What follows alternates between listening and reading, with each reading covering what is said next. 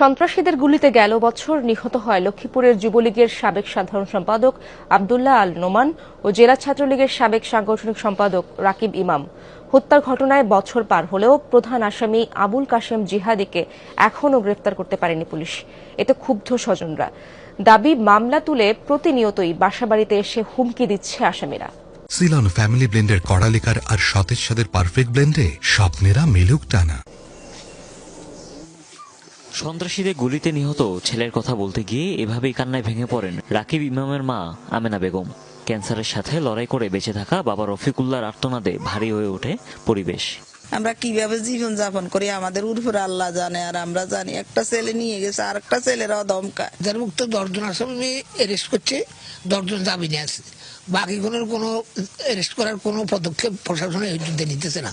আমরা কারো কাছে কোনো প্রতিক্রিয়া পাইতেছি না, কোনো সহযোগিতা পাইতেছি না।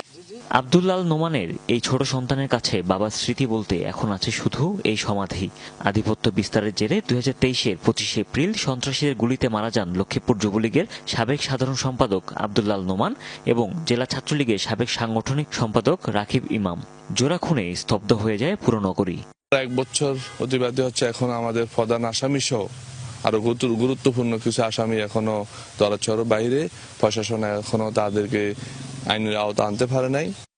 এ ঘটনায় 18 জনের নাম উল্লেখ সহ 33 জনের বিরুদ্ধে মামলা করে নিহতের পরিবার। মূল আসামি আবুল কাশেম জিহাদি এখনো ধরাছোঁয়ার বাইরে। জামিন পেয়েছে একাধিক এজাহারভুক্ত আসামি।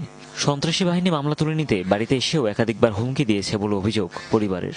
দুর্ভাগা জাতি বলে মনে করি, কারণ দুইটা মানুষকে নৃশংসভাবে হত্যা করা হয়েছে, আর সেটার বিচার আমরা 1 বছর পরে এসেও চাওয়া লাগতেছে। মানুষকে এভাবে হত্যা করতে পারে না, কোনো পশু পাখি কেউ এভাবে হত্যা করে না। আমার বাইরে এত নির্মম ভাবে আবুল কাশেম জিহাদি নিজে দাঁড়ায় থাকি হত্যা করেছে। আমার ভাই হারাইছে, যেখানে আমি সুষ্ঠু বিচারের পাবো সেখানে আমি নিজে এখন জীবনের সংখ্যা, আমি এখন আর স্বাভাবিক জীবনযাপন চলাফেরা আর আমার হয়ে ওঠে না আর কি। পুলিশের তথ্য মতে জেলার শীর্ষ তালিকাভুক্ত আসামি এই জিহাদি। একসময় জামায়াতের রাজনীতির সঙ্গে জড়িত থাকলেও 1996 সালে আওয়ামী লীগে যোগ দেন তিনি। সন্ত্রাসী কর্মকাণ্ডের কারণে 2023 সালে সংগঠন থেকে বহিষ্কার করা হয় তাকে। কিন্তু ক্ষমতাসীন কিছু নেতার ছত্রছায়ায় তার ত্রাস বজায় থাকে বলে অভিযোগ রয়েছে।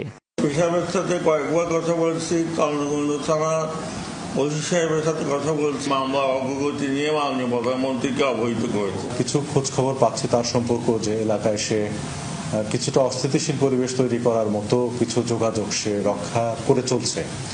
তো এই তথ্যগুলো পাওয়ার প্রেক্ষিতে আমরা আমাদের গোয়েন্দা কার্যক্রম জোরদার করেছি এবং বর্তমানে লক্ষ্মীপুর জেলা পুলিশে সে আমাদের টপ মোস্ট ওয়ান্টেড পারসন।